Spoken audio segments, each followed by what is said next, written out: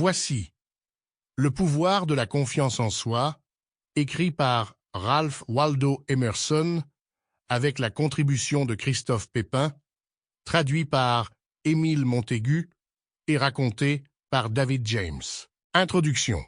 Au milieu du sable et de la poussière de la littérature contemporaine, j'ai trouvé quelques grains d'or, et je les mets sous les yeux du public français. Parmi tous les drames et tous les romans, toutes les histoires et tous les livres de philosophie que nous avons lus depuis quelques 10 ans, voici tout, ce qui nous a paru digne d'occuper la pensée d'un lecteur sérieux. Les presses de tous les pays mettent au monde des milliers de volumes. La production littéraire s'accroît d'année en année, mais la stérile fécondité de notre temps reste sans récompense. Le rapide succès, et l'oubli plus rapide encore de toutes nos productions, proclament à haute voix que la pensée n'a rien de commun avec les lois de la production et de la consommation, de l'offre et de la demande. Tous nos livres semblent écrits en vue d'une fin économique et philanthropique.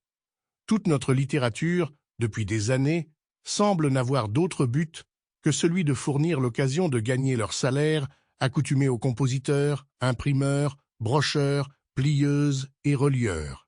Le théâtre et la presse, la politique et la poésie proclament à l'envi le célèbre droit au travail. Aussi, avec quelle joie l'esprit ne s'attache-t-il pas aux pages rares et durables qu'il rencontre par hasard au milieu de cet entassement de non-sens, d'inutilité et de superfluité intellectuelle. Avec quelle ardeur ne recherche-t-il pas les livres qui n'ont pas été écrits exclusivement en vue d'augmenter le bien-être social et de maintenir les salaires en équilibre, mais qui ont été écrits pour la satisfaction d'une intelligence élevée, repos d'une imagination impuissante à garder plus longtemps ses secrets, pour l'accomplissement du devoir d'une âme qui a reconnu l'obligation de faire participer ses semblables au bien qu'il lui a été donné de découvrir, à la vérité qu'il lui a été donné d'apercevoir. Un tel bonheur nous a été donné la première fois que le petit livre d'Emerson est tombé sous nos yeux. Bien des événements se sont passés et bien des années déjà se sont écoulées depuis cette minute, pleine de ravissement.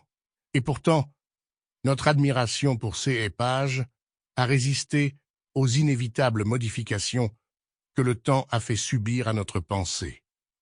Les événements n'ont fait que confirmer notre opinion sur les tendances de C&S Doctrine, et n'ont fait pour ainsi dire qu'approuver nos sympathies.